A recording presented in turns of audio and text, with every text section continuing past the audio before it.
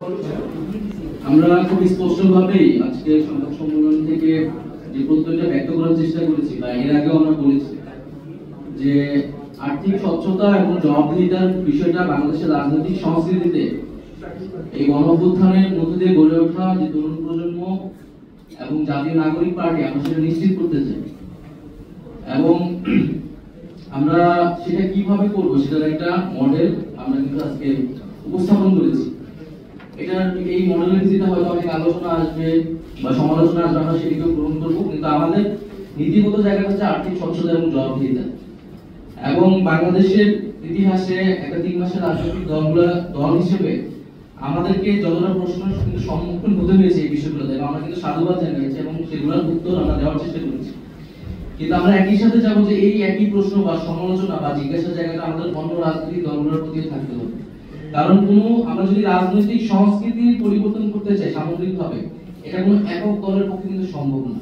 আমরা একটা ইনিশিয়েটিভ নিচ্ছি আমাদের নতুন দল হিসেবে, এবং আমরা চাইবো যে আমাদের পুরো রাজনৈতিক সংস্কৃতিতে অন্য রাজনৈতিক দলগুলোতেও এই আর্থিক স্বচ্ছতার বিষয়টা আসতে হবে।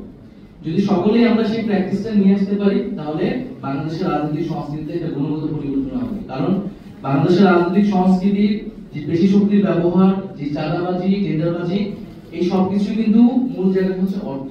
কারণ আর্থিক স্বচ্ছতা রাজনৈতিক দলগুলো কিন্তু প্রকাশ করে। তো আমরা বলতেছি যে আমরা আমাদের যেই প্রতি বাৎসরিক রিপোর্ট, সেই রিপোর্টে আয়ের উৎস, ব্যয় সামগ্রিকভাবে সেটা আমরা প্রকাশ করব। এবং নির্বাচন কমিশনের কাছে আমরা যখন রেজিস্ট্রেশন নিতে যাব, আমাদের এই মাসে সকল কাগজপত্র জমা হবে। যেহেতু আমাদের দল এখন প্রাতিষ্ঠানিক রূপে যাচ্ছে রেজিস্ট্রেশন, আমরা আশা করি আমরা দ্রুত সময়ের মধ্যে পাবো। তাই আমরা আর্থিক যে ব্যবস্থাপনাটা সেটা আমরা সম্পূর্ণ প্রাতিষ্ঠানিক ব্যবস্থাপনার উপর দাঁড় করাতে চাচ্ছি, এবং নির্বাচন কমিশনে আমরা আমাদের সকল হিসাব প্রদান করব। আরেকটি বিষয় হচ্ছে যে যারা সাধারণ মানুষ জুলাই গণঅভ্যুত্থান থেকে কিন্তু আপনারা দেখেন যে এই গণঅভ্যুত্থান যে একজন প্রশ্ন করেছিলেন যে এটা আসলে সাস্টেইনেবল হবে কিনা। আমরা জানি যে আন্দোলন আর সংগঠন আলাদা জিনিস বা রাজনীতি আলাদা জিনিস, কিন্তু আমাদের রাজনীতির ভিত্তিটা কিন্তু হচ্ছে জনগণের সেই ম্যান্ডেট।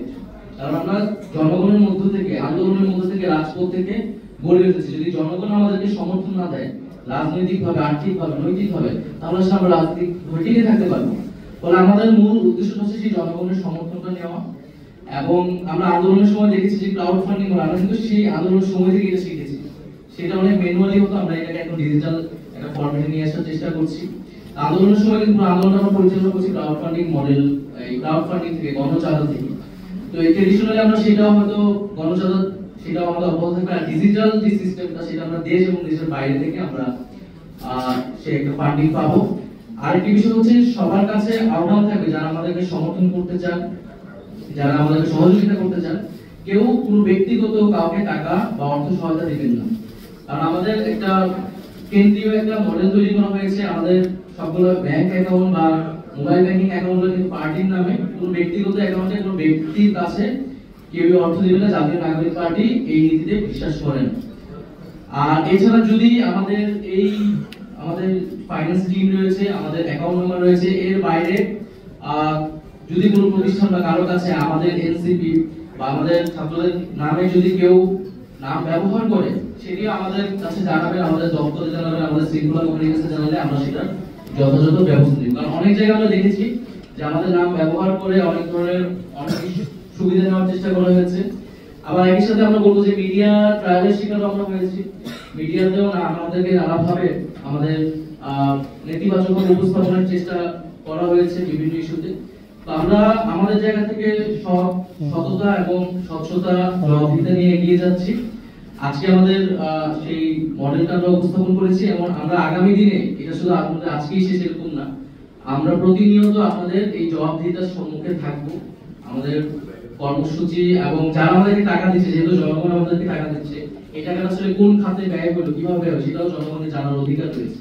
আমরা সেটাও কোন কোন খাতে ব্যয় হয়েছে সেটা আমরা জনগণের সম্মুখে করবো।